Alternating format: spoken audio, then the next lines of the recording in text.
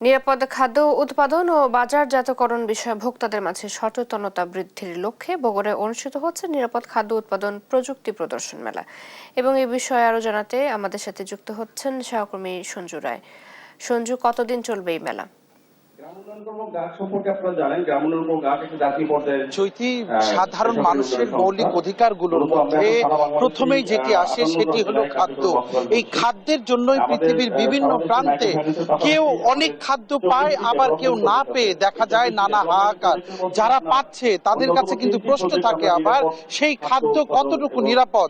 সেই নিরাপদ খাদ্যের জন্যই আজকে বগুড়ায় প্রতি বছরের ন্যায় নিরাপদ খাদ্য উৎপাদন প্রযুক্তি প্রদর্শনী অনুষ্ঠিত হচ্ছে, যেখানে আসলে তুলে ধরা হচ্ছে যে ক্ষতিকারক কীটনাশকের ব্যবহার কমিয়ে প্রাকৃতিক বিভিন্ন পদ্ধতি ব্যবহার করে কিভাবে সাধারণ মানুষকে বিষমুক্ত সবজি খাওয়ানো যায়, মানুষের যে নিরাপদ খাদ্যের অধিকার তা নিশ্চিত করা যায়। এবং এইখানে যেটি তুলে ধরা হয়েছে যে সাধারণ মানুষের নিরাপদ খাদ্যের যে অধিকারটি রয়েছে সেই অধিকার নিশ্চিতে যারা অংশীদার রয়েছে তারা তাদের দায়িত্ব সঠিকভাবে পালন করছে কিনা তাদেরকে কিন্তু সেই অধিকারগুলো মনে করিয়ে দেওয়ার জন্য আসলে পিইউপি, জিইউপি এবং এমসিসি বাংলাদেশ এই আয়োজনটি করলেও এখানে সরাসরি পৃষ্ঠপোষকতা করছেন কৃষি সম্প্রসারণ অধিদপ্তর, নিরাপদ খাদ্য কর্তৃপক্ষ এবং কৃষি সম্প্রসারণ অধিদপ্তর।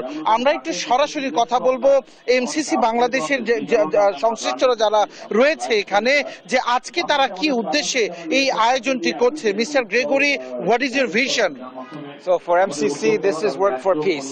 Shatir Jonokaj. Peace means taking care of the earth, taking care of our neighbors and our families by offering them food that is safe and healthy. So please come see all the good work here. Emela Shagotom. Thank you. আপনারা তো প্রতি বছরে আয়োজন করেন, আসলে ফলাফলটা কি আসছে? আমরা চাচ্ছি যে যত বেশি মানুষকে আমরা এখানে ডাকতে পারবো তত মানে নিরাপদ সবজি যে একটা বাজার, এটা বাজার সম্প্রসারিত হবে এবং এর মাধ্যমে যে একদিকে যেমন ভোক্তারা নিরাপদ সবজি খেতে পারবে, অন্যদিকে পরিবেশ বান্ধব কৃষির কারণে পরিবেশের একটা মানে উন্নতি হবে, এটা আমরা সবসময় আশা করি।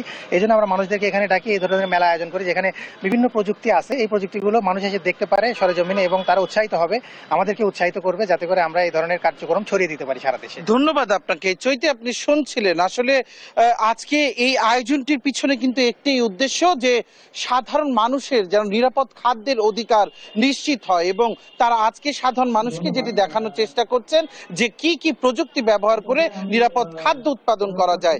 এই প্রক্রিয়া চলমান থাকুক, সাধারণ মানুষের নিশ্চিত হোক নিরাপদ খাদ্যের অধিকার, এটি প্রত্যাশা। চৈতি, বগুড়ার রোমেনা আফাজ মঞ্চ থেকে আমার কাছে আজকে এটি ছিল সর্বশেষ। সঞ্জু, ধন্যবাদ আপনাকে।